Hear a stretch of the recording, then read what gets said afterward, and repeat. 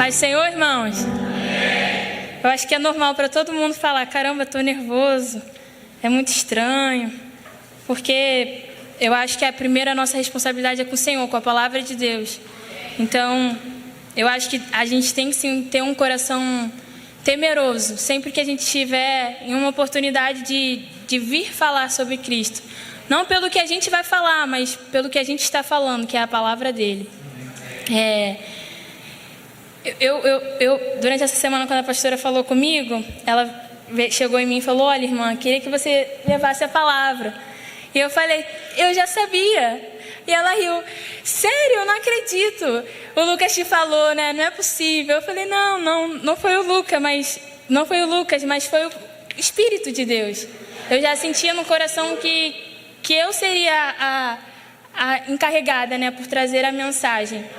E hoje, enquanto eu perguntava ao Senhor, Deus, o que o Senhor quer falar à igreja? Eu quero que o Senhor me alinhe aquilo que o Senhor quer falar à igreja, porque eu não quero ser mais uma pregadora. Não quero ser mais uma que esteja aqui falando palavras bonitas, mas eu quero que a Tua palavra tenha um encontro ao coração dos meus irmãos para aquilo que o Senhor deseja fazer na vida deles. E uma coisa que Ele falou ao meu coração é uma continuação do tema do nosso aniversário, que é até que Ele venha, mas fazendo o quê? Até que Ele venha, mas fazendo o quê para Ele? E é sobre isso que eu queria falar hoje. Amém? Vocês podem se assentar. Eu queria que colocassem o versículo, livro de Levíticos 16, versículo 11 ao 14, por favor.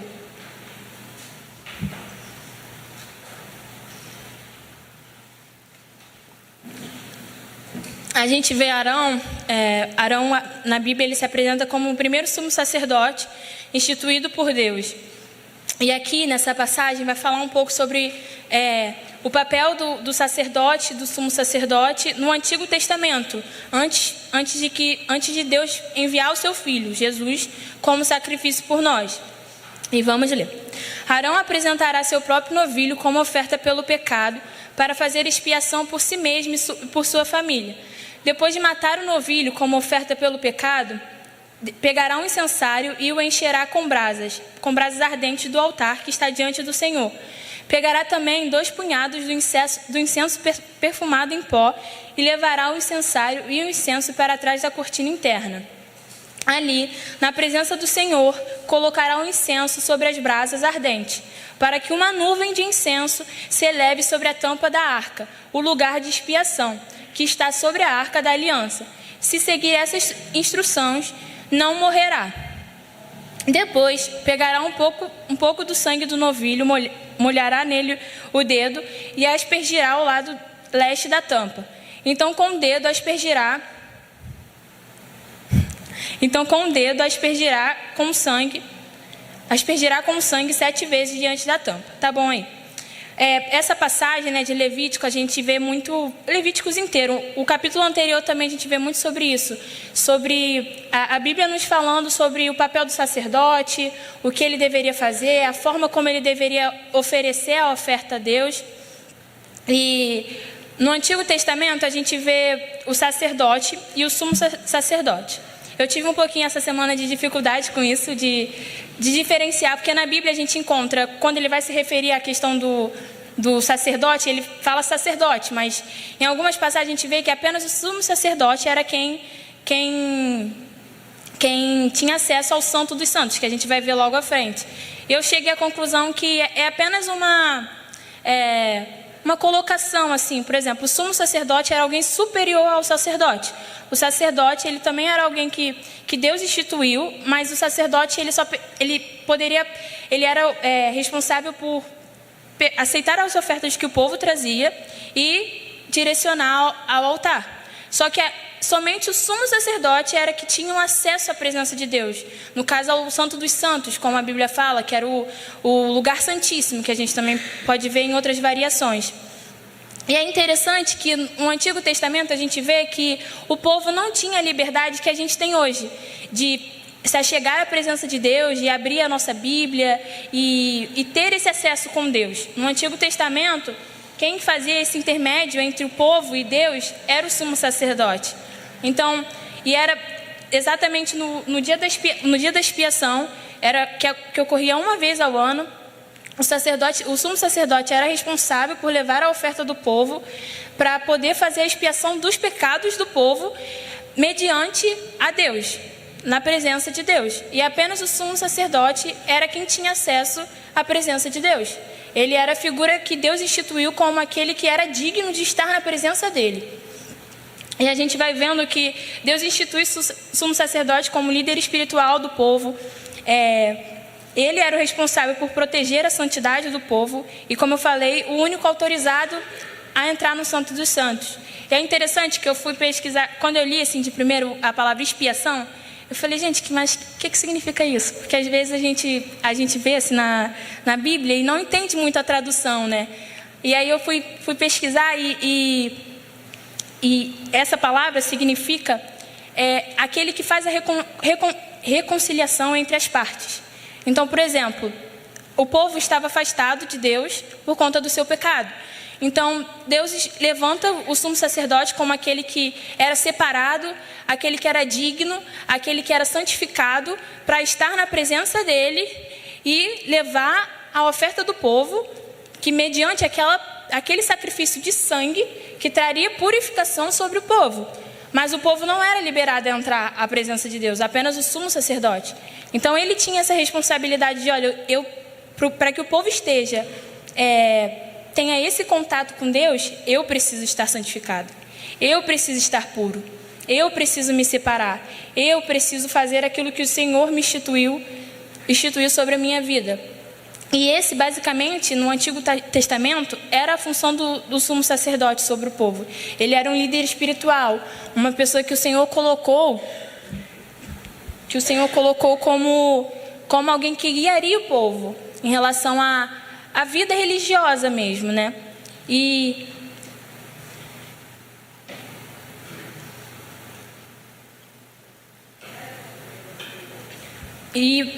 hoje, né, no Novo Testamento, a gente vê lá em Hebreus 9, versículo 11 ao 28, nós vamos ler, que diz assim: Cristo se tornou o sumo sacerdote de todos os benefícios, agora presentes. Ele entrou naquele tabernáculo maior e mais perfeito no céu, que não foi feito por mãos humanas, nem faz parte deste mundo criado. Com seu próprio sangue, e não com o sangue de bodes e bezerros, entrou no lugar santíssimo, de uma vez por todas, e garantiu redenção eterna.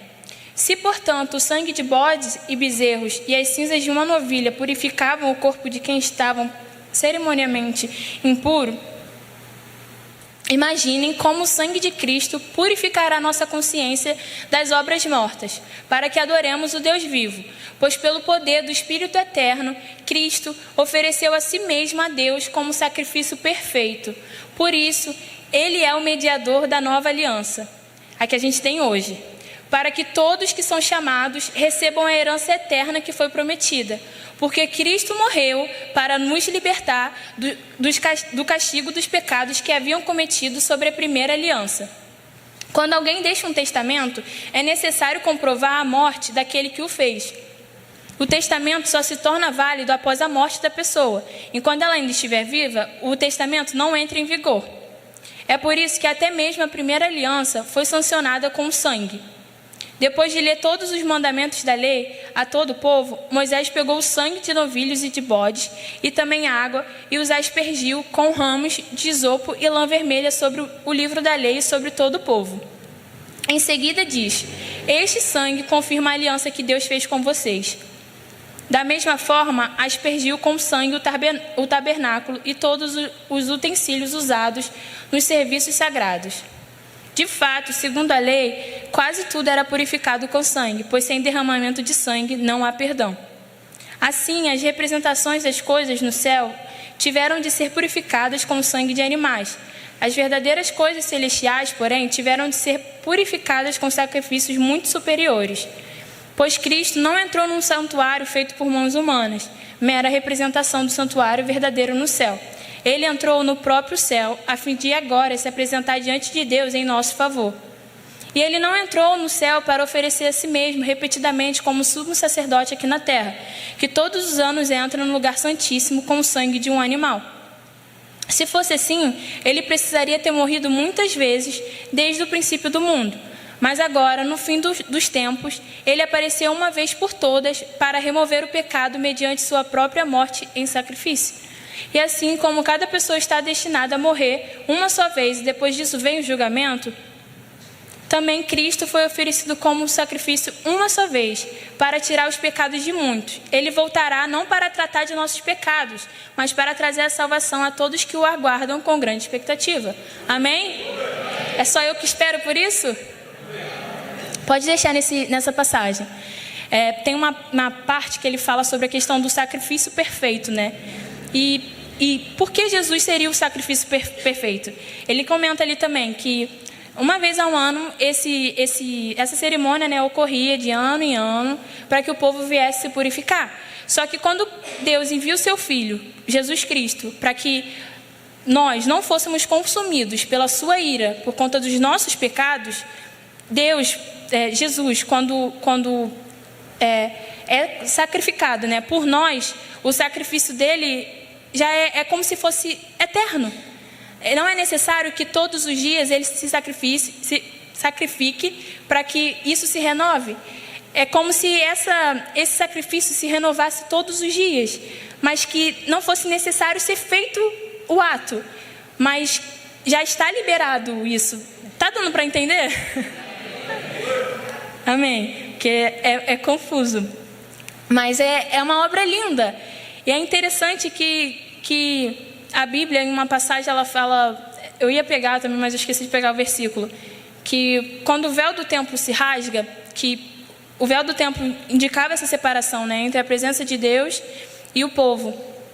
E quando o véu do templo se rasga, a Bíblia narra que o véu do templo ele se rasga de cima para baixo. Eu acho interessante a Bíblia enfatizar isso, porque por que se rasgaria de cima para baixo? Alguém tem alguma resposta?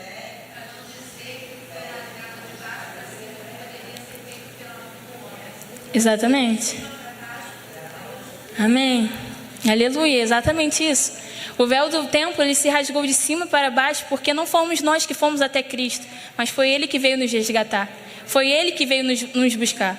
Então, não há nada que você possa fazer hoje que diminua o sacrifício que Ele já fez. Você pode escolher não viver aquilo que Ele decide, que Ele deseja que você viva. Mas os seus atos, eles não diminuem aquilo que o Senhor já derramou sobre a sua vida. A mão dele está ali sobre a sua vida. Se você vive uma vida de acordo com os princípios dele, a mão dele está estendida sobre ti. Mas se você todos os dias se afasta dos princípios dele, Deus ele não é incoerente. Ele não tem como negar a si mesmo. Então, se você vive uma vida contrária aos princípios de Deus, ele se retira. Porque não há como, a Bíblia fala, não há como a luz e as trevas coabitarem. Quando uma entra, a outra tem que sair. Então, a presença do Senhor, ela tem que ser aquilo que está sobre nós, aquilo que controla as nossas vidas. E isso todos os dias. Hoje já não é mais necessário que a gente pegue os corneirinhos e vamos até o sumo sacerdote e olha, esse aqui é o cordeirinho pelo meu pecado da fofoca, pelo meu pecado da mentira, pelo meu pecado da intriga, pelo meu pecado da dissensão, da gula, de X pecados, porque temos pecados, amém?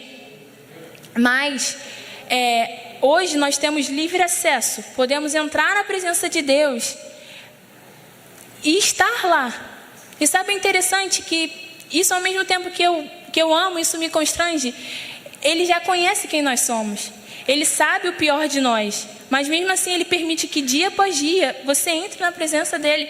Ele sabe que você vai entrar hoje. Olha Deus, eu me achego aqui pedindo perdão ao que eu fiz. Mas amanhã talvez eu vou estar estressado com o cara que buzinou no meu ouvido no trânsito. Mas mesmo assim ainda há sobre ti o sangue dele, que te permite entrar todos os dias na presença dele. E é isso que ele espera de nós. Em Hebreus 9 diz que Jesus ele se torna o nosso sumo sacerdote. Então, por conta do sacrifício que ele fez por nós, hoje nós temos livre acesso à presença do Pai. E como eu comentei, hoje já não é mais necessário que hajam intermediários entre nós. Por exemplo, no passado, o sumo sacerdote era o responsável por intermediar a presença de Deus entre o povo entre a presença, né? Entrar na presença de Deus pelo povo. Mas hoje não, nós temos esse livre acesso. Mas será que a gente aproveita? Será que nós temos sido fiéis a isso? De estar na presença dele todos os dias, de querer buscar a presença dele todos os dias, de viver o sacrifício que ele já fez por nós? Ou a gente gasta tempo com todas as outras coisas e nunca prioriza aquilo que tem que ser priorizado em nossas vidas, que é a presença de Deus, que é estar com ele, que é a palavra dele, que é a vida em comunhão com o corpo. E hoje, assim, eu anotei uns tópicos que hoje nós somos esse sacerdote. Nós somos os responsáveis por cuidar da presença de Deus em nós. Porque, como eu comentei, no Antigo Testamento a presença de Deus estava sobre o homem. Deus levantava um homem, ou profetas ou reis, e colocava sua presença sobre eles. Nós vemos com Saul. Saul foi levantado por Samuel, Saul foi desobediente e a presença de Deus se retirou dele. E é triste que tem uma passagem, eu não vou me lembrar agora, que comenta que a presença de Deus se retira de Saul e ele nem se dá conta que a presença de Deus se retirou. E quantas vezes a gente não tem sido assim? A gente vem à igreja terça, quinta, domingo. Eu falo por mim, irmãos, a pastora falou aqui e é verdade, a palavra ela corta em nós antes. E às vezes é duro você ler, cara, eu não estou sendo aquilo que Deus espera que eu seja. Eu estou vivendo a minha vida do jeito que eu quero, eu estou sendo insubordinado, eu estou sendo rebelde, eu não estou sendo a filha que Ele me chamou para ser. Mas há tempo para o arrependimento.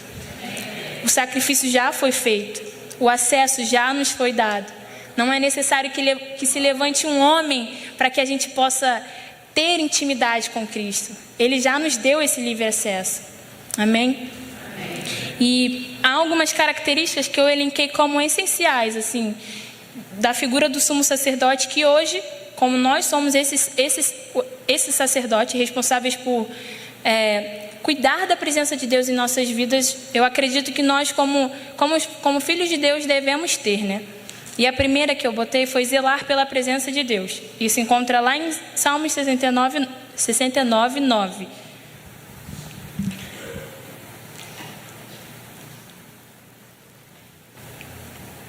Diz assim: o zelo por tua casa me consome. Os insultos dos que te insultam caíram sobre mim. Será que a gente tem zelo pela presença de Deus, pela casa de Deus? A gente tem cuidado por esse lugar que Deus nos instituiu como igreja? Ou a gente tem contribuído para que haja mais briga, haja mais divisões, hajam mais críticas? A Ingrid sempre fala isso lá no nosso grupo familiar, que é a regra do responsável. Se você viu o problema primeiro, você é o responsável por aquilo. Então, se hoje aqui no nosso corpo, como igreja local, você tem visto um problema, se levante como resposta. Uma vez a irmã Gislane também me falou isso, eu também já ouvi em outras, pela internet, né? De que aquilo que o Senhor gera como insatisfação no nosso coração é o que o Senhor nos chama a ser a resposta. Então, por exemplo, hoje eu vejo que o ministério infantil tem pouca tia, tem pouco recurso, está faltando alguma coisa. Aí você vai conversar com o fulaninho, só que você fala a sua perspectiva para o fulaninho, mas para o fulaninho, não, o ministério está perfeito, as crianças estão voando super bem, estão deslanchando. Só que para você, a visão que você tem sobre o ministério infantil é totalmente outra. Você vê que tem algo faltando, que tem algo que há uma necessidade. Então, entende que Deus despertou algo em você para que você pudesse enxergar aquilo? Então, Ele te chama a ser a resposta sobre aquilo que hoje você olha, caramba, tem algo errado ali. Aquilo tem gerado insatisfação no meu coração. E eu não digo rebeldia, tá, irmãos? Eu digo uma insatisfação que te gere uma ação, uma insatisfação que te gere a uma solução. Porque críticas sem solução não gera construção, mas é só mais e mais críticas, porque é fácil. É fácil a gente querer opinar sobre o irmão que está fazendo, mas e se a gente se colocar no lugar do irmão? Vai doer no nosso ombro também. Porque o lugar do irmão, cada um tem lutas diferentes, nós temos lutas diferentes. Eu vivo uma luta, a irmã Zilma vive outra, a irmã Simone vive outra. De alguma forma, as lutas são diferentes. E eu tenho que enxergar a luta do outro com os olhos de Cristo. E não esperar que o outro lute como eu luto. Há um padrão estabelecido, que é a palavra. Mas eu não sou igual a Zima, eu não sou igual a Simone. Então, se Deus nos criou diferente, há um propósito. Ninguém foi criado aqui padronizado. E Deus não quer isso, Deus não quer filhos padronizados. Ele nos criou únicos porque temos propósitos únicos. Deus tem propósitos específicos para as nossas vidas. A palavra de Deus vai dizer que Ele nos formou antes mesmo que nós fôssemos tecidos no ventre das nossas mães. Então, antes mesmo que as nossas mães gerassem a gente, Ele nos gerou. Ele nos gerou em espírito. Então, você tem um propósito, você tem um chamado, há uma resposta para a tua vida. Então, creia nisso, não se veja como alguém menor, porque eu não sou assim, eu não sou assado. Eu me vi assim.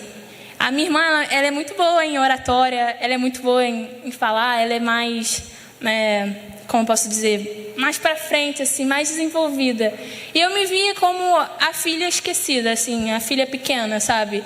Que todo mundo cuida, que todo mundo olha com olhos de muito amor, cuidado. Eu não acho que isso é errado, eu vejo muito cuidado de Deus sobre a minha vida com isso, mas hoje eu me enxergo como Cristo me enxerga. E eu tenho encontrado alegria nisso. Talvez Ele me olhe como a Júlia que é estabanada, que é sem jeito mesmo, que tem os pensamentos, sabe? Assim, Ele nos fez único por um propósito. Não há erro na forma que Ele te criou, porque Ele não erra, Ele não falha. O mundo, ele vai tentar colocar padrões em nós, vai tentar te encaixar em padrões. Olha, você tem que ser de tal jeito, você tem que ser desse jeito, mas o Senhor te criou do jeito que você foi feito, para que a glória dEle fosse resplandecida através da sua vida do jeito que Ele te criou. Talvez o nosso caráter, talvez não, certamente Deus quer moldar o nosso caráter, mas Ele não muda quem nós somos, eu digo assim, de questão de personalidade, assim, nossos gostos, aquilo que nos faz ser nós. O nosso caráter, ele transforma. Se você é uma pessoa grossa, Ele vai te transformar numa pessoa amorosa. Se você é uma pessoa que é insensível, Ele vai te tornar uma pessoa sensível. Eu creio nisso, porque nada é impossível para Deus. Mas Ele não muda quem você é para que Ele te amolde a um padrão. Mas Ele, a partir das suas dores, daquilo que você passou, Ele te usa através disso, por meio disso. E o outro ponto que eu elenquei foi sobre a questão de mantermos a lenha sobre o altar, que se encontra lá em Levíticos 6, 12 e 13. E como que a gente mantém essa lenha sobre o altar? Eu coloquei 4 pontos, né, que seria orando, 3 pontos. Orando, estando em comunhão, jejuando, lendo a palavra também, que eu esqueci de botar, mas é o próximo ponto. Mas também entra e diz assim: enquanto isso, o fogo do altar será mantido aceso, nunca deverá se apagar. A cada manhã o sacerdote acrescentará mais lenha ao fogo, arrumará sobre ele o holocausto e queimará nele a gordura das ofertas de paz. Lembrem-se de que o fogo deverá ser mantido aceso no altar o tempo todo, nunca deverá se apagar. Amém. E hoje, irmãos, como eu comentei, nós somos esse sacerdote. A pastora Márcia hoje é a nossa líder suprema. Ela é nossa líder espiritual, ela é quem Deus colocou como sendo aquela que vai nos guiar aqui na terra. Mas hoje você é responsável, quando sair daqui, ir para o seu quarto, ler a Bíblia, orar, é a sua responsabilidade. E se nós somos falhos nisso, se nós não temos feito, há algo errado. Porque o Senhor espera de nós como filhos que amam o Senhor, estar de acordo com aquilo que Ele espera. A palavra de Deus é o próximo ponto. A palavra de Deus que amar a Deus e obedecer os seus mandamentos. João 14, 15. Coloca aí, por favor. Se vocês me amam, obedeçam os meus mandamentos. Então, se nós falamos, nossa, eu amo a Deus, mas aí eu não leio a Bíblia, eu não oro, eu não venho para os cultos, eu não jejuo. Então, a quem você ama?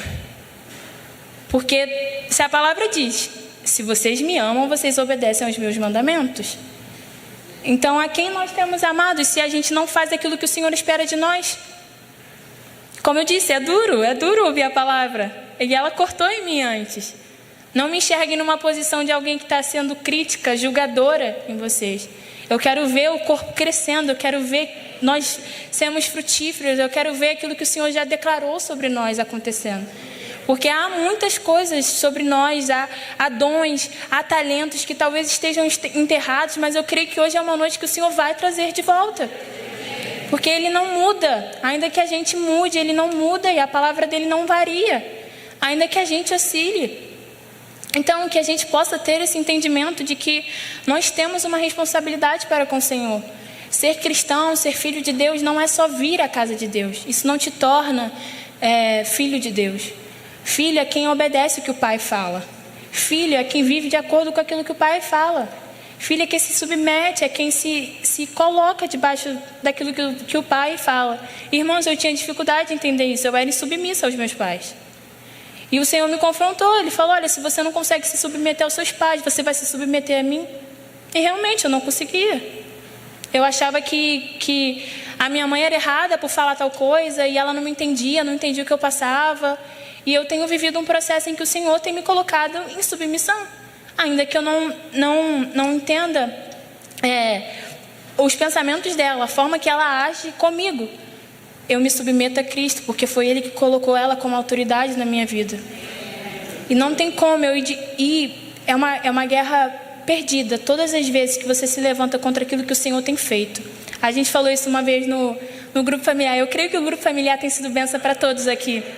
E, irmãos, não é à toa que para esse tempo o Senhor trouxe novamente algo que nasceu no coração do nosso pastor. Não é à toa, Deus não faz nada à toa, ele é como se Ele tivesse uma linha do tempo toda ligada. E é doido a gente pensar isso, mas Ele conecta todas as coisas, mas a gente precisa estar sensível, porque Ele fala a todo tempo, Ele espera de nós algo a todo tempo. A gente precisa estar alinhado àquilo que Ele deseja de nós. Amém? E o outro ponto é no arrependimento contínuo, que se encontra lá em Atos 3:19. Agora, arrependam-se e voltem-se para Deus, para que seus pecados sejam apagados.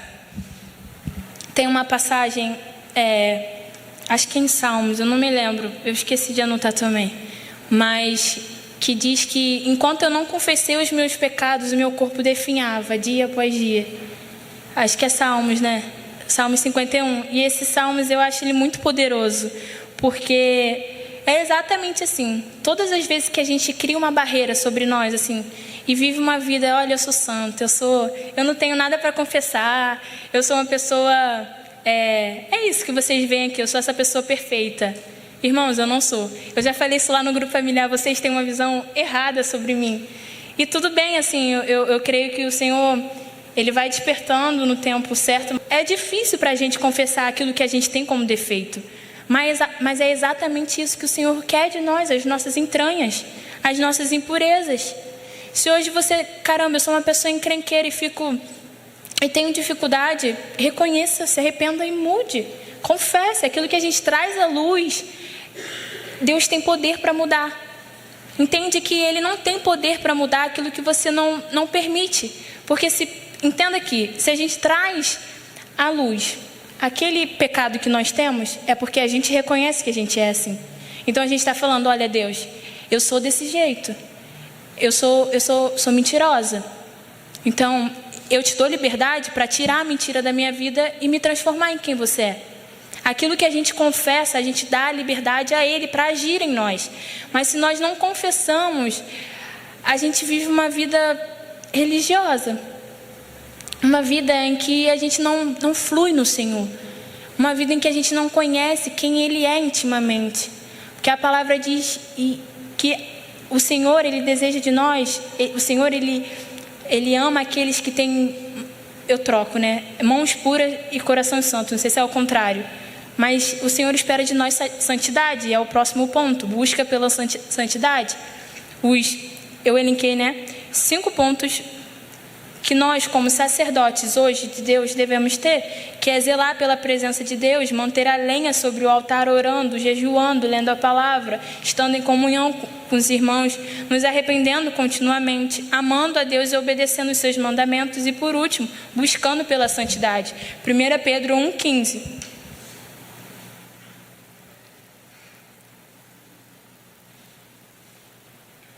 Diz assim: agora, porém, sejam santos em tudo o que fizerem, como é santo aquele que os chamou. Coloca também para mim, por favor, 2 Coríntios 7,1.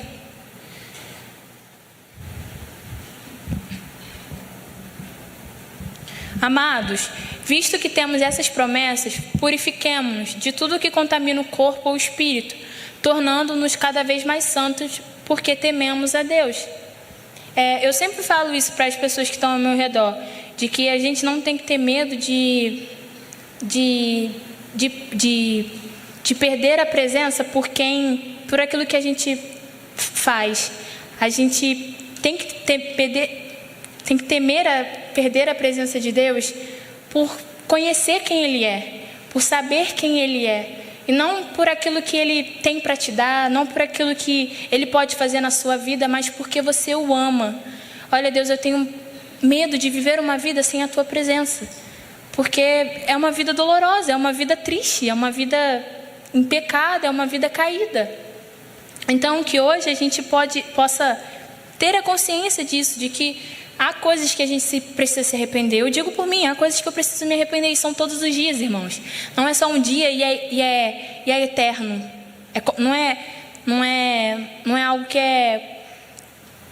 que vale, por exemplo, me arrependi hoje e é isso, vale por o ano inteiro.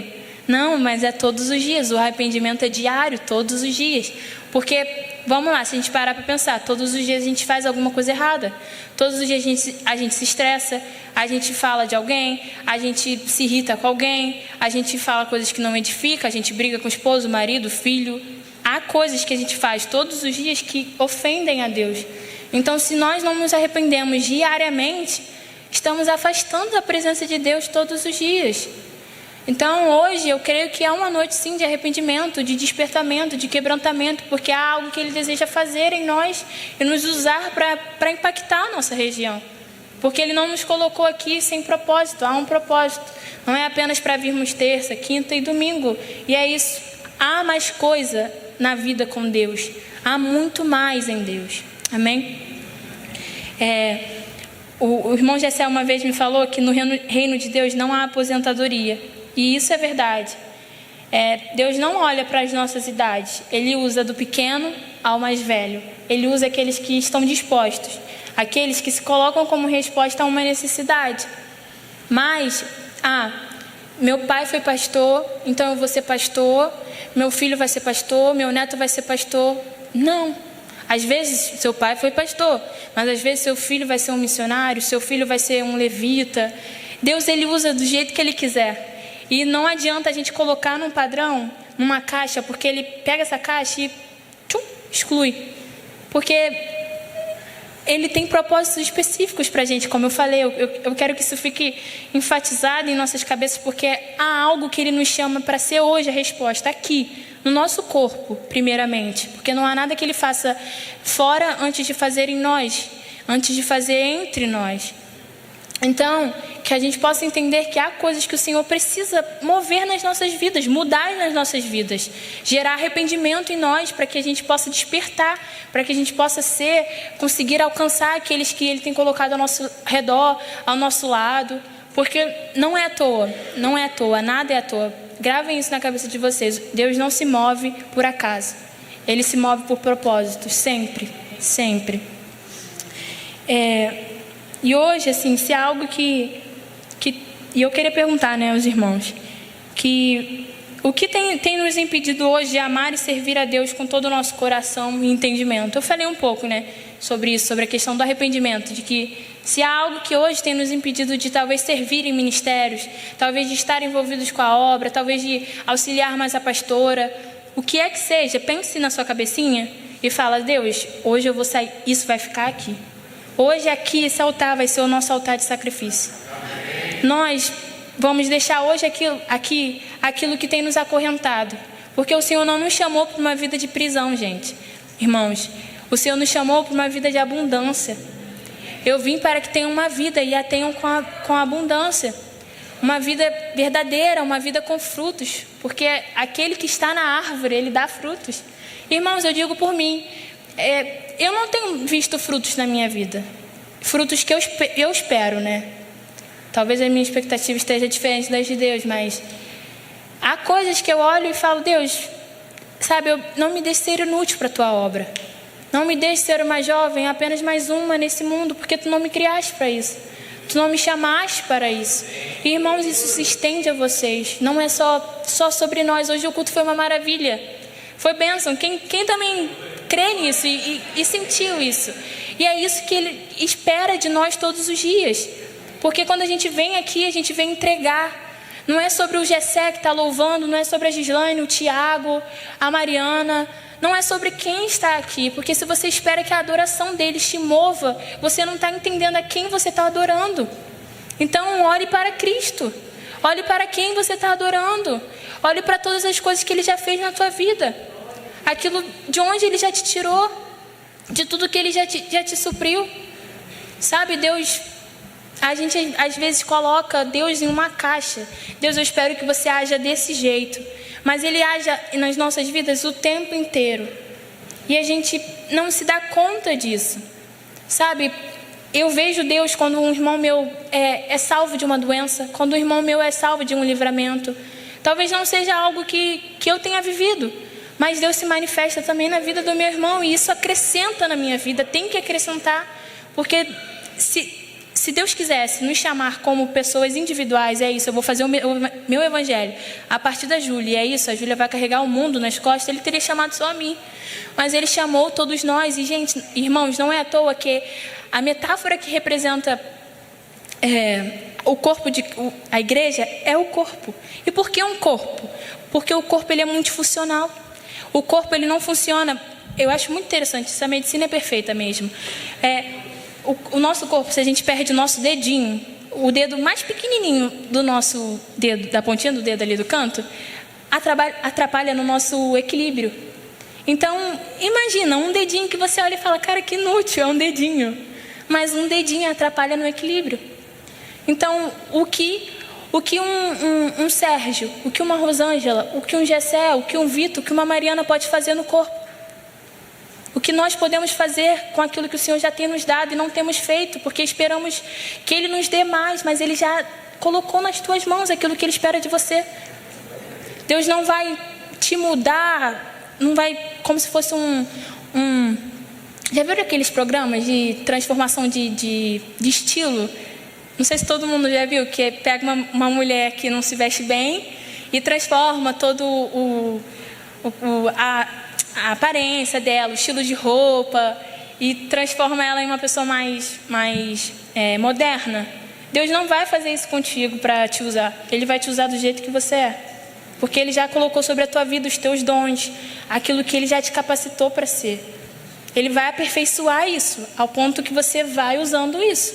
Mas Ele não vai te dar algo novo se você não está usando o que você já tem. Não tem servos inúteis aqui. Deus não nos chamou para sermos inúteis.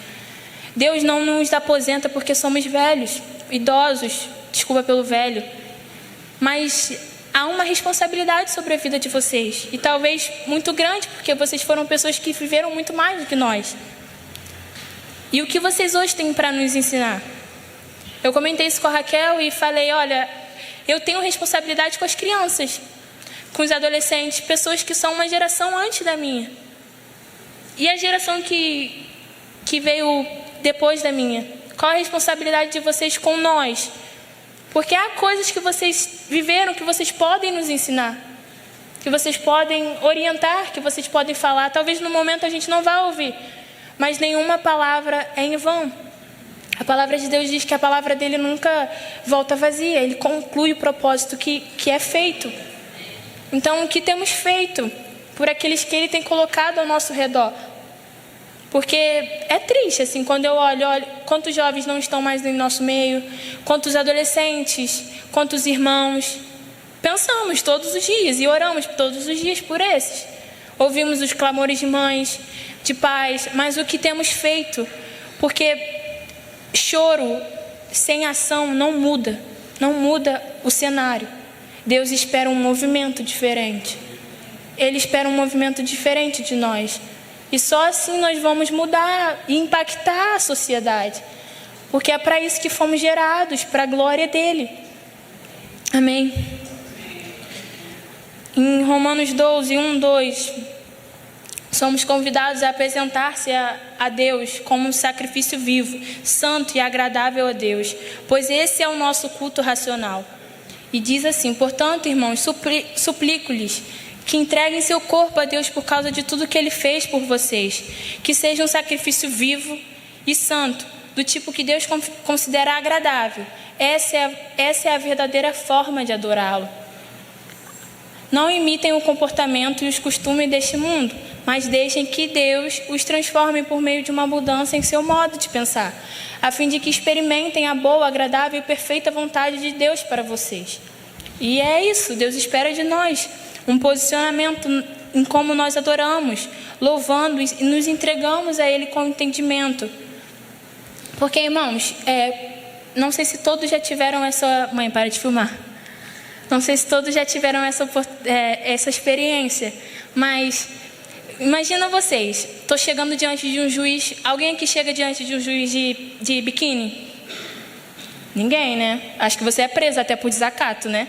Ó, tá em dia. O pouco de direito que eu sei tá em dia. Ninguém chega em uma consulta médica sem saber o que você está sentindo. E com Deus não é diferente. Ninguém chega na presença de Deus sem saber o que vai entregar. Porque é impossível que não haja nada que você não possa entregar ao Senhor. Nem que seja o seu choro, no seu dia mais difícil. Sabe aquele meme? Sabe? Eu não vou lembrar o meme agora. Mas a gente já viu muito meme na internet. Mas, sabe, sempre é algo que podemos entregar ao Senhor. Uma vez eu fui fazer uma prova. Faço muitas provas, irmãos, orem por mim. Eu fui fazer uma prova e aí eu não fui bem nessa prova. E aí eu cheguei, acho que tinha peça, eu não lembro. Não, minto, perdão, era dança. E aí eu acho que eu falei para Raquel: olha, Raquel, não me sinto à vontade. A prova foi de manhã e o culto seria à noite, né? Aí eu falei: olha, Raquel, não estou me sentindo bem para ministrar e tal. Ela falou: não, tudo bem, entendo, e eu coloco outra pessoa. E aí eu fiquei só recebendo, né? E aí na ministração a pastora falou exatamente sobre isso, sobre a questão de como nós precisamos entregar até no nosso dia triste.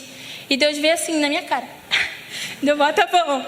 E na hora eu comecei a chorar assim. Eu falei: Deus, me perdoa, porque havia algo que o Senhor queria ministrar através da minha dor.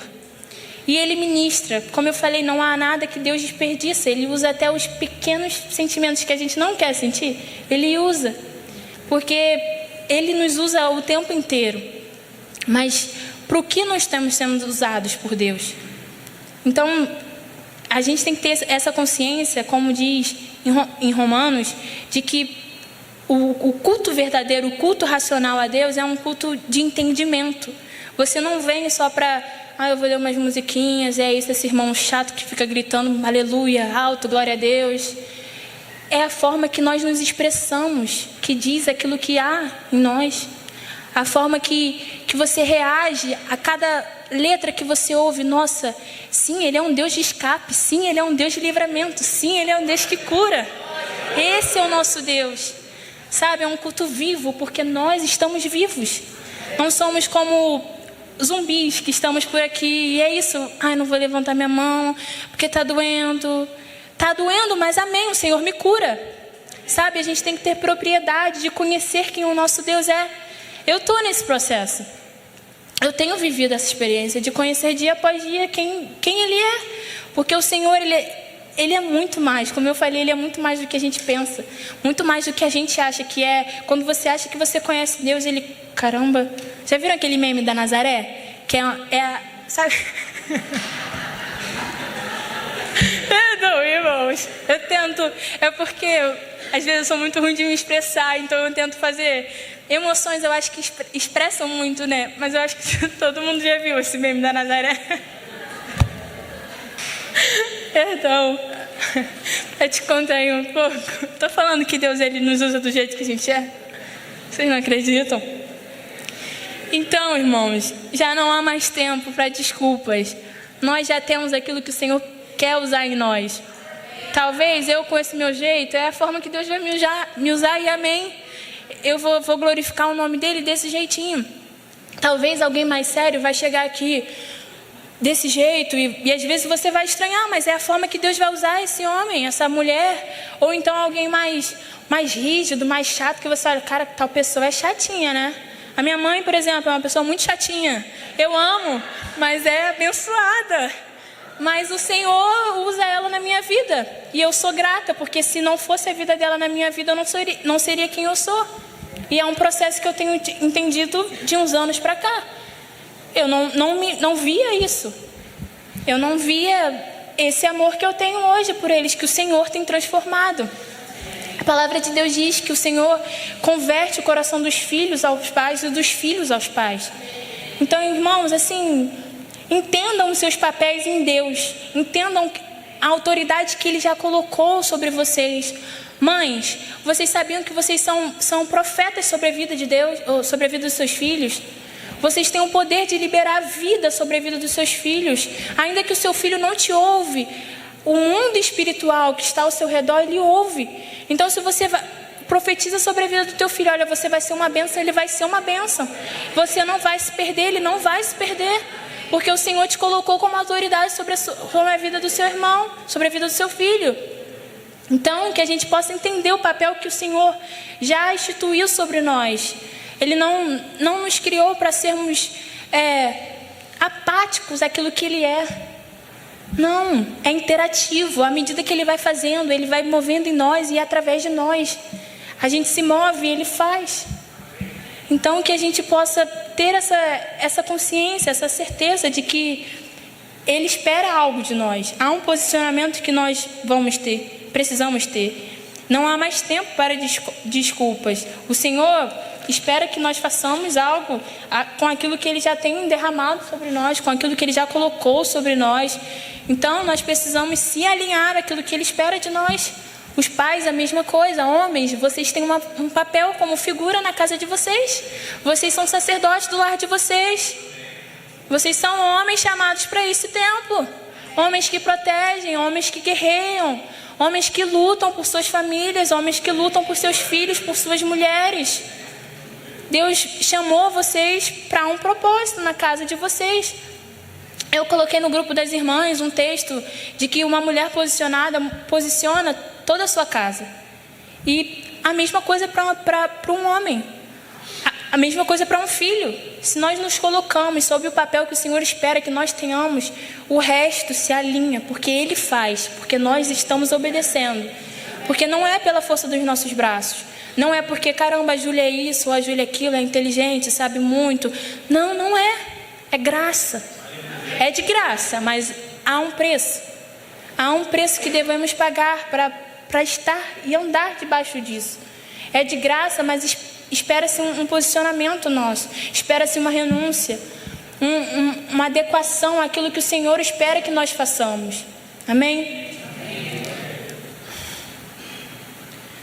Eu coloquei aqui também que nós não fomos criados para satisfazer os nossos próprios prazeres, para termos carreiras bem-sucedidas, para sermos reconhecidos mundialmente. Se isso acontecer, amém. Eu creio que o Senhor, Ele aproveita todas as oportunidades para que o nome dEle seja glorificado. Mas a palavra de Deus diz de que nós fomos gerados para um propósito. Coloca para mim 1 Pedro 2,9. Vocês, porém, são povo escolhido, reino de sacerdotes, nação santa, propriedade exclusiva de Deus. Assim, vocês podem mostrar às pessoas como é admirável aquele que os chamou das trevas para a sua maravilhosa luz. Eu acho que esse texto ele é muito impactante, principalmente essa parte quando fala: vocês podem mostrar às pessoas como é admirável aquele que os chamou das trevas para a sua maravilhosa luz. Mas como que a gente mostra? Vivendo. Porque se a gente não tem uma vida verdadeira de viver, de vivência do Evangelho, os outros não vão ver isso nas nossas vidas. E não vai ser pelo esforço do nosso braço, pelo grito dos nossos braços, mas vão ser pelos frutos gerados na nossa vida. Pela transformação da pessoa mentirosa que você era e hoje já não é mais. Da pessoa fofoqueira que você era e hoje já não é mais. É isso que os outros veem. É por isso que nós somos cartas vivas. Porque somos lidos o tempo inteiro. Amém? O Senhor, Ele não precisa de nós. Os seus planos, eles continuarão acontecendo com ou sem a gente. Mas Ele nos convida a ser participante dessa obra maravilhosa que alcançou e alcança as nossas vidas todos os dias. E também para sermos fontes sobre aqueles que ainda não beberam dessa água. Deus, Ele não quer quantidade. Ele não quer que essa igreja esteja cheia de gente, mas gente que não tem vida com Deus, gente que não tem intimidade. Ele quer intimidade. Ele quer que a gente escolha Ele todos os dias. Ele quer que a gente tenha compromisso com Ele todos os dias, constância, decisão de estar com Ele. Porque, irmãos, não é fácil, não é fácil. Todo mundo aqui acredita que trabalha, ou se não trabalha, tem alguma rotina, nem que seja em casa. Ninguém aqui é herdeiro para ficar com o pezinho para o alto, e é isso, vou viver minha vida, e é apenas isso. Todo mundo tem uma rotina atarefada, há coisas para fazer, mas é nessa rotina que o Senhor nos chama a glorificar a Ele. É quando eu estou indo para o ônibus, é quando eu estou indo para o curso, para a escola, para a faculdade, para o trabalho. É em todo o tempo, porque é uma vida integral. Não é apenas uma parte. Olha, eu só vou ser crente aqui na igreja, porque é fácil.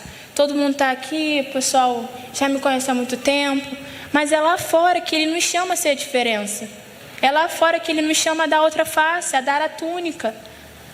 A palavra de Deus diz que quando vocês fazem aos meus pequenos, vocês estão fazendo a mim. Aqueles que me pediram água e você deixa de beber, você fez a mim.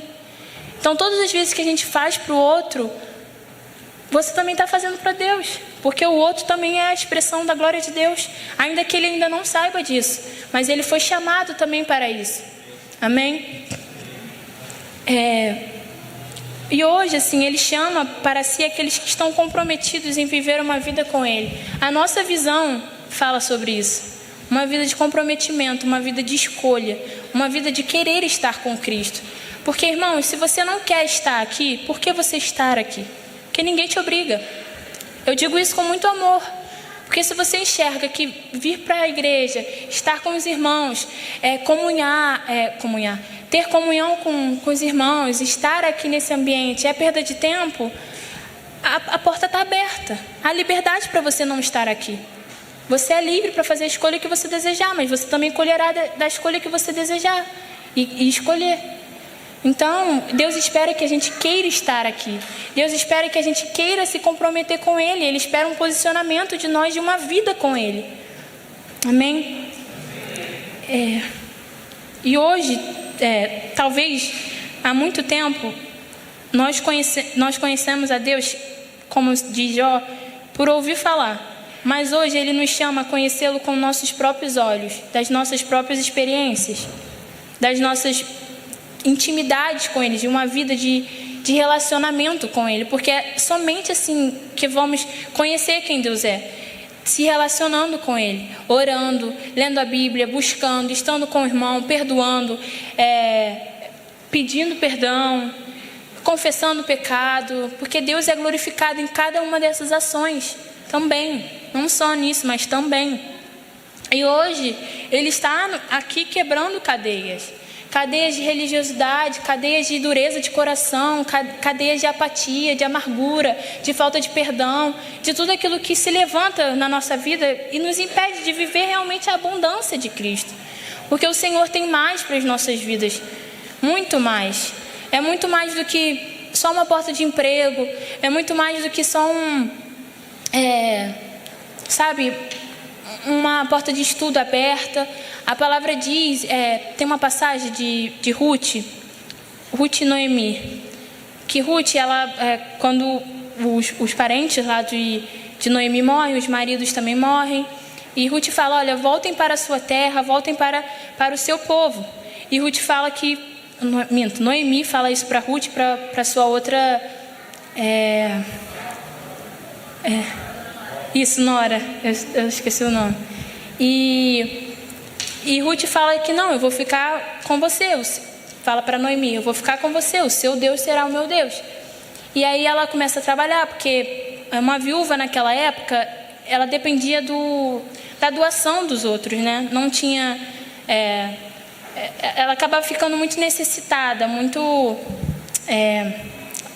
não é largada, mas dependente dos outros, né? E aí Ruth começa a trabalhar, Noemi instruía ela para ir colher no campo, e tem uma passagem que diz que ela colhe X quantidade, eu não vou lembrar agora ao certo, mas ela colhe X quantidade.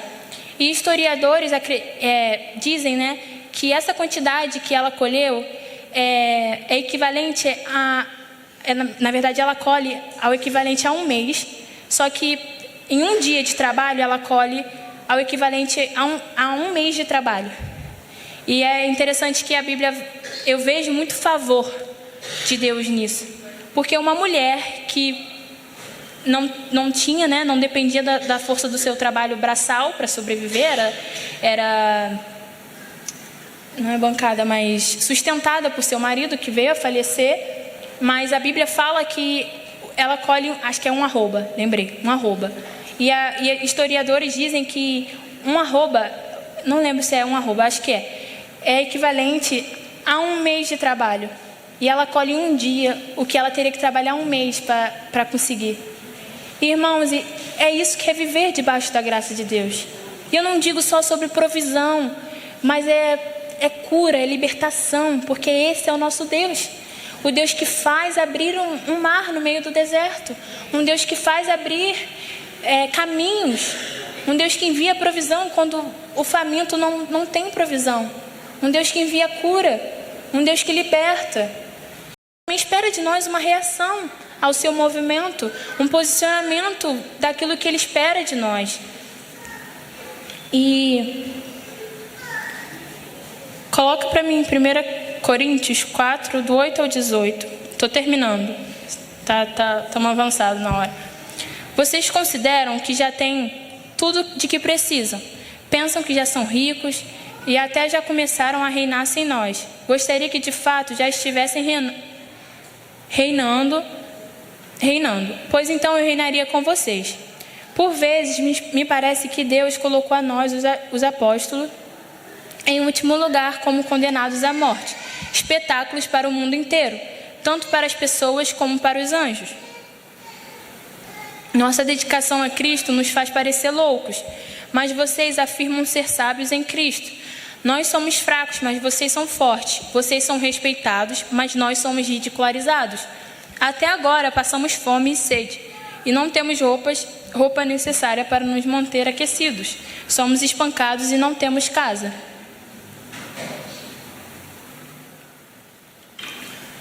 Trabalhamos arduamente com as próprias mãos para obter sustento. Abençoamos quem nos amaldiçoa, somos pacientes com quem nos maltrata. Respondemos com bondade quando falam mal de nós e, no entanto, até o momento temos sido tratados como escória do mundo, como lixo de todos. Não escrevo estas coisas para envergonhá-los, mas para diverti-los como meus filhos amados. Pois ainda que tivessem 10.000 mestres em Cristo, vocês não têm muitos pais, pois eu me tornei seu pai espiritual em Cristo Jesus por meio das boas novas que lhes anunciei. Portanto, suplico-lhes que sejam meus imitadores. Por isso enviei Timóteo, meu filho amado e fiel no Senhor. Ele os lembrará de como sigo Cristo Jesus, de acordo com o que ensino em todas as igrejas, em qualquer lugar aonde vou. Eu acho que não é essa passagem. Eu acho que era 2 Coríntios. Mas que fala sobre a questão de não estamos abatidos, perseguidos. Eu acho que era 2 Coríntios, né? Eu botei primeira. Só coloca essa parte. Isso. De todos os lados somos pressionados por aflições, mas não esmagados. Ficamos perplexos, mas não desesperados. Somos perseguidos, mas não abandonados. Somos derrubados, mas não destruídos. Pelo sofrimento, nosso corpo continua a participar da morte de Jesus, para que a vida de Jesus também se manifeste em nosso corpo. Sim, vivemos sob constante perigo de morte, porque servimos a Jesus, para que a vida de Jesus se manifeste em nosso corpo mortal. Assim, enfrentamos a morte, mas isso resulta em vida para vocês. Continuamos a pregar porque temos o mesmo tipo de fé mencionada nas Escrituras. Criei em Deus, por isso falei. Sabemos que Deus, que ressuscitou o Senhor Jesus, também nos ressuscitará com Jesus e nos apresentará a Ele junto com vocês. Amém? Tudo isso é para o bem de vocês, e à medida que a graça alcançar mais pessoas, haverá muitas ações de graças, e Deus receberá cada vez mais glória. Por isso, nunca desistimos. Ainda que nosso exterior esteja morrendo, nosso interior está sendo renovado a cada dia, pois estas aflições pequenas e momentâneas que agora enfrentamos produzem para nós uma glória que pesa mais do que todas as angústias e durará para sempre. Portanto, não olhamos para aquilo que podemos ver. Em vez disso, fixamos o olhar naquilo que não se pode ver, pois as coisas que agora vemos logo passarão, mas as que não podemos ver durarão para sempre. Aleluia!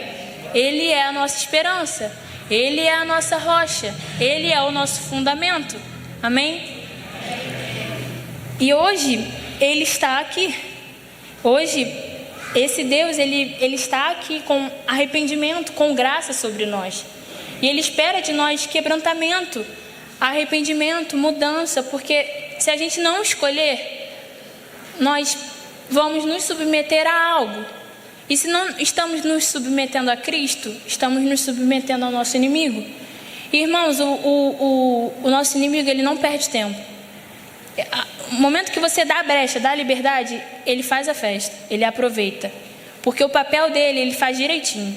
E tem feito direitinho. Porque temos visto o mundo como que está. Mas nós somos o corpo de Cristo. Já não há mais condenação para aqueles que estão em Cristo. Em nós já nos foi dado todo o poder de expulsar demônios, de curar, de libertar. Todas as coisas já nos foi dada. Nós hoje somos corpo de Cristo, templo do Senhor, templo do Espírito Santo. E glória a Deus por isso, porque Ele nos chamou para esse tempo. Sabe, às vezes a gente olha a televisão e vê tanta notícia ruim. Eu tenho praticado falar, Deus, me levanta como resposta em algum lugar, me levanta. Porque Ele nos chama a ser essa resposta, irmãos. Não é à toa que Ele tem gerado insatisfações nos nossos corações. Às vezes a gente vem para a igreja, não gosta de tal coisa, ou então a gente olha lá fora alguma coisa. Você é a resposta daquilo que o Senhor tem gerado insatisfação no seu coração. Se levante como resposta. Se posicione como a resposta. Não tenha medo. O Senhor já te deu as armas, já te deu a força que é necessária para que você guerreie essa guerra. Amém? Eu gostaria de louvar, gostaria de chamar o pessoal do jovem para louvar, que já estava combinado, né? E logo após também eu gostaria de orar por aqueles que, assim como eu, reconhecem que precisam se arrepender, precisam de quebrantamento, precisam de mais de Deus, precisam de uma experiência nova, porque, como eu falei, o que o Senhor tem para nós se renova todos os dias e é diferente todos os dias. A experiência que você teve há 20 anos atrás é diferente da que você tem hoje. E a experiência que você teve 20 anos atrás não deve ser aquilo que te mantém até hoje. Todos os dias você tem que ter uma experiência diferente com Deus. E por isso Ele nos chama a uma vida de intimidade, a uma vida de comunhão com Ele, com os irmãos. Porque é apenas no relacionamento que nós somos atritados. É quando alguém fala algo diferente de mim, eu não gosto e eu tenho que me submeter. Porque eu não posso sair batendo, eu não posso voar em cima do meu irmão, eu tenho que engolir. E é isso. Há amor nisso, quando você se submete e enxerga o seu irmão com os olhos de Cristo. Quando você pede perdão por aquilo que você deveria ter pedido perdão, mas você tem postergado. Sabe, irmãos, já não há mais tempo. O Senhor tem falado isso no meu coração bastante, assim, me incomodado com isso. Olha, vocês têm conhecimento, vocês têm bastante alimento sólido, vocês estão gordinhos, estão fartos. Mas o que vocês têm feito com aquilo que durante todos esses anos vocês receberam? Quais os frutos que hoje você tem na sua mão? Uma vez eu estava conversando com o irmão Bruno, e aí ele falou, não, porque eu tenho que ter um fruto, nem que seja uma maçãzinha podre para poder apresentar ao Senhor. E é isso, irmãos, esse desejo de ter algo para apresentar ao Senhor, é isso que Ele espera de nós. Porque Ele já nos deu todas as coisas que a gente precisa. Então, como eu falei, esse altar hoje está liberado. Aqueles que desejam se arrepender, aqueles que desejam, sabe, talvez conhecer Deus de uma forma diferente. Talvez você esteja aqui há 31 anos, mas uma vida religiosa. Uma vida em que você não foi transformado por quem Deus é, porque o Senhor nos transforma. E é impossível você estar na presença de Deus e não ser tocado por quem Ele é. Não ser tocado e se ver como quem Ele é. Como quem você é. Então, irmãos, eu convido de coração para que nós, como igreja, tenhamos uma postura de hoje basta, porque o Senhor deseja mais de nós. O Senhor espera mais de nós. O Senhor deseja mais de nós. Não é à toa que eu trouxe essa palavra, porque não veio de mim. Não veio. Não são as coisas que eu acho, que eu vejo, mas são as coisas que Ele tem gerado nos nossos corações como coisas de que a gente precisa mudar. Já não há mais tempo. Então fiquem à vontade. Vamos orar, vamos louvar, vamos entregar a Deus aquilo que Ele tem nos pedido. Talvez seja um filho, como Abraão. Não sei. Mas tenha fé de crer que Deus vai suprir aquilo que você vai precisar. Porque Ele enviará a oferta. Abraão falou isso para Isaac. Ele enviará. Ele enviará. E Ele envia, porque Ele é fiel. Ele cumpre o que fala. Amém. Gostaria de ler também Joel 2, do 12 ao 32. Alguns versículos foram a base do nosso culto de hoje, que diz assim: por isso o Senhor diz: voltem para mim de todo o coração. Venham a mim com jejum, choro e lamento. Não rasguem as roupas em sinal de tristeza. Rasguem o coração. Voltem para o Senhor, seu Deus, pois Ele é misericordioso e compassivo, lento para se irar e cheio de amor. Estar sempre pronto a voltar atrás e não castigar. Quem sabe Ele mude de ideia e lhe envie bênção em lugar desse castigo.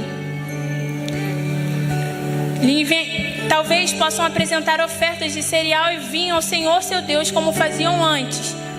Toquem a trombeta em Sião, convoquem um tempo de jejum, juntem o povo para uma reunião solene. Reúnam e consagrem todo o povo, os anciãos, as crianças e até os bebês. Chamem o noivo de seu aposento e a noiva de seu quarto. Que os sacerdotes que servem na presença do Senhor chorem entre o pórtico do templo e o altar. Que façam esta oração: poupa o teu povo, Senhor. Não permitas que a nação que pertence a ti se torne objeto de zombaria. Não deixe que seja motivo de piada para as nações que dizem: onde está o seu Deus? Então o Senhor teve compaixão de seu povo e com zelo guardou a sua terra. O Senhor respondeu: vejam, eu lhes envio cereal, vinho novo e azeite, suficiente para saciá-los. Vocês não serão mais objetos de zombaria entre as nações vizinhas. Expulsarei esses exércitos que vêm do norte e os enviarei para uma terra seca e desolada. Os que estão na vanguarda serão empurrados para o Mar Morto e os da retaguarda para o Mediterrâneo. O mau cheiro dos corpos em decomposição se espalhará sobre a terra. Certamente o Senhor tem feito grandes coisas. Não tema, ó terra, alegre-se e exulte, pois o Senhor tem feito grandes coisas. Não tenham medo, animais do campo, pois os pastos do deserto ficarão verdes. As árvores voltarão a dar frutos. As figueiras e as videiras ficarão carregadas. Alegrem-se, vocês que habitam em Sião. Exultem no Senhor, seu Deus, pois Ele envia chuvas na medida certa. As chuvas de outono voltarão a cair e também as chuvas de primavera. As eiras voltarão a se encher de trigo e os tanques de prensar transbordarão de vinho novo e azeite. Eu lhes devolverei o que vocês perderam por causa dos gafanhotos e migradores, dos saltadores, dos destruidores e dos cortadores. Enviei esse grande exército devastador contra vocês. Vocês voltarão a ter alimento até se saciar e louvarão o Senhor, seu Deus, que realiza esses milagres em seu favor. Nunca mais meu povo será envergonhado. Então vocês saberão que eu estou no meio de Israel, que eu sou o Senhor, seu Deus, e não há nenhum outro. Nunca mais meu povo será envergonhado. Então, depois que eu tiver feito essas coisas, derramarei meu espírito sobre todo filho de pessoa. Seus filhos e suas filhas profetizarão, os velhos terão sonhos e os jovens terão visões. Naqueles dias, derramarei meu espírito até mesmo sobre servas e servas. Farei maravilhas nos céus e na terra, sangue, fogo e colunas de fumaça. O céu se escurecerá, a lua se tornará vermelha como sangue antes que chegue o grande dia e o terrível dia do Senhor. Mas todo aquele que invocar o nome do Senhor será salvo. Pois alguns no monte do Sião, em Jerusalém, escaparão como o Senhor prometeu. Estarão entre os sobreviventes que o Senhor chamou. Mas todo aquele que invocar o nome do Senhor será salvo. Pois alguns no monte Sião, em Jerusalém, escaparão, como o Senhor prometeu. Estarão entre os sobreviventes que o Senhor chamou. Até o 32, né? Eu achei que tinha mais. Mas amém, irmãos, a palavra já foi liberada. Há arrependimento e perdão àqueles que se voltam com o desejo de ser perdoado. E hoje o Senhor está aqui. Então não espere mais uma oportunidade, não espere mais um dia, porque hoje é o dia. Ele separou este dia para que os seus filhos, as suas filhas se levantassem em fé, em unção, em vida, porque Ele nos garante isso. Eu sou o caminho, a verdade e a vida. Eu sou a água que sacia toda a sede.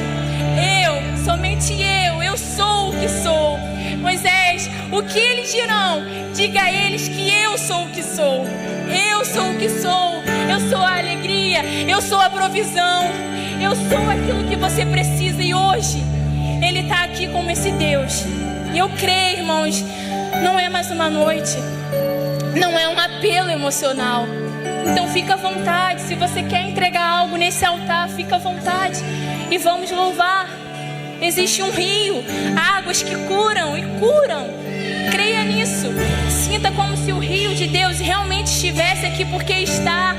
E sinta esse rio te tocar e te curar, porque Ele pode curar. Ele pode transformar.